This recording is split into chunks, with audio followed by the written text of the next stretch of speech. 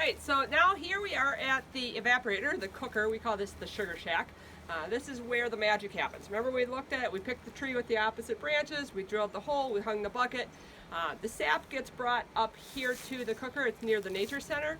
The boiling starts to take place. So to get rid of water, we need that magical thing called evaporation, which is happening behind me. So this gets very steamy and very warm inside the shack. You'll notice that we are cooking outside. We don't do this inside because we like the paint on the walls. If we did this inside, we'd be having so much condensation build up on the walls, it would probably peel off any paint or wallpaper that we had in there. So the sap comes up and it is pumped into the big barrel behind me. So the barrel is marked at about 55-50. So we are at about 50 from here to about here. That much sap to make 1 gallon, 1 milk jug full of syrup. Because we tap silver maples here at the resort, because that's what we have. If they have sugar maples, they don't need quite as much sap. They need more about the 35 range. So about a half a barrel to make 1 gallon of syrup.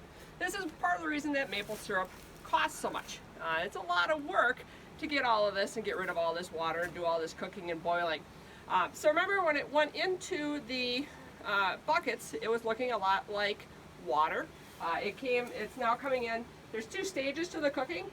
The stage up here is the initial boiling off, and then the smaller pan down here. There's a float in the back, sort of like a toilet float, that allows liquid to go down in there, and this is where we'll draw off, and we actually finish it on the stove because syrup happens at 7 degrees above boiling.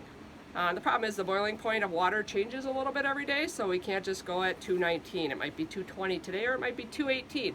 If we let it go too much above that, it'll start to crystallize and turn into maple candy. Tastes good, but really hard to put into a bottle. We take a look at some of this. I'll have Easton come on in here.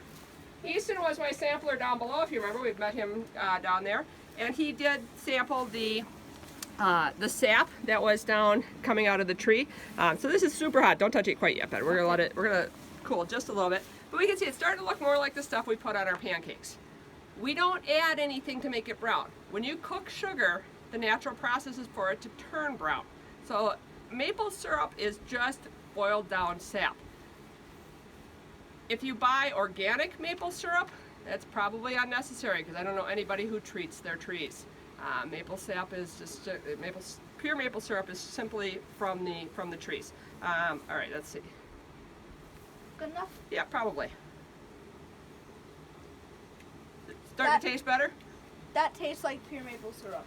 Excellent. Not quite there yet, but it will be close. We'll let that back in there and let it reboil and kill off all of your finger germs. All your bugs. In there. And it takes about a day for us to boil down the 45-50 gallons of constant boiling. So we have volunteers that come out and volunteer their time with us to do the cooking. And then hopefully next year we'll get to do our French toast breakfast, and we use the maple syrup at that. So you get to taste real maple syrup made here at Beaver Creek.